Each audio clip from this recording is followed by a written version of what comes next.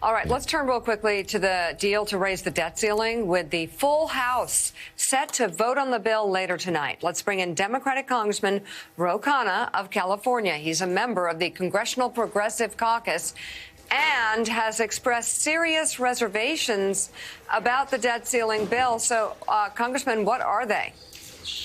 Mika, if I could just say, as a graduate of University of Chicago and Yale, son of Indian immigrants who told you to work hard and took out a lot of loans, it's really, I think Joe's point is right. Look, let's celebrate education in this country. Don't be dishonest about your past. The problem isn't with DeSantis or others having gone to Harvard. The problem is that they're disparaging the institutions that gave them the opportunity, and it's the phoniness that people hate. Absolutely. Onto the debt ceiling, though. Look, I think the Republicans took this president hostage. This president did the absolute best he could under the circumstance. The deal could have been much worse. But there are many Democrats who do not want to reward the Republicans running roughshod over the Constitution. Hakeem Jeffries has said that we will provide enough votes so that the deal passes and it does not default. But some of us are going to vote no on principle. We don't believe that you should be taking away food assistance from the most vulnerable when we have an affordability crisis, that you should be hurting people who are student loan borrowers.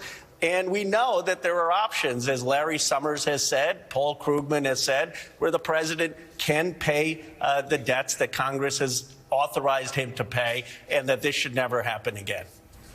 Yeah, so, Congressman, so you've said that the president did the best he could do under the circumstances. I've heard some people come on here and say he should have never negotiated. That wasn't really an option because, well, unfortunately, Democrats in New York State and in other states don't know how to redistrict in a way that passes constitutional muster. And so Democrats lost the House. So our very system requires these negotiations. So, again, I just want to circle back and have you underline that fact again. Joe Biden had no choice. He had to negotiate. And this is, you say, the best deal he could have gotten. Why do you say that? Well, look, the deal is much better than 10 years ago. I mean, it could have been much worse. It could have been 10 years of spending freezes. It was only 2 years. He managed to get some of the veterans, homelessness, some of the food assistance. That was something that he negotiated. And he held back against drastic cuts. Now, I believe that there are options, especially in the future, as the president has said, where we shouldn't have this debt ceiling. We shouldn't have Republicans holding the country hostage. But the blame should not be on Joe Biden. The blame needs to be on the Republicans in Congress who are using an instrument that's riding roughshod over the Constitution. Look, if you want to cut spending and you want to raise defense spending, go win elections to do that and go through the regular process to do that. And if the American people believe in you, they'll elect you with those majorities. Don't say, I want my particular policy or others, otherwise I'm going to crash the world economy. I mean, progressives never do that. I'm for Medicare for all. I don't say I'm going to crash the world economy if you don't have Medicare for all. It's just not the way we govern in America. Congressman, this is Jen Psaki. I wanted to ask you just about the Republican side here. You said you and a number of others will vote against this on principle. It seems like there are a number of Republicans who have been outspoken already about voting against this. What do you think Kevin McCarthy's future is here? I'm asking you, I guess, to put on your political hat here a little bit. Will he still be Speaker in a week or two?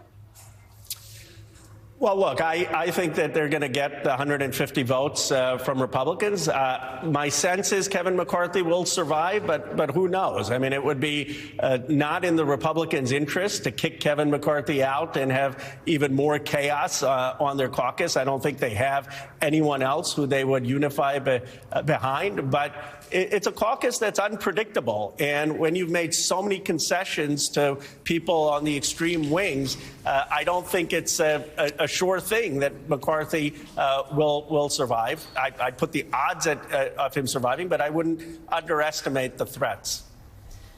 All right, Democratic Congressman Khanna of California, thank you very much. We'll be watching.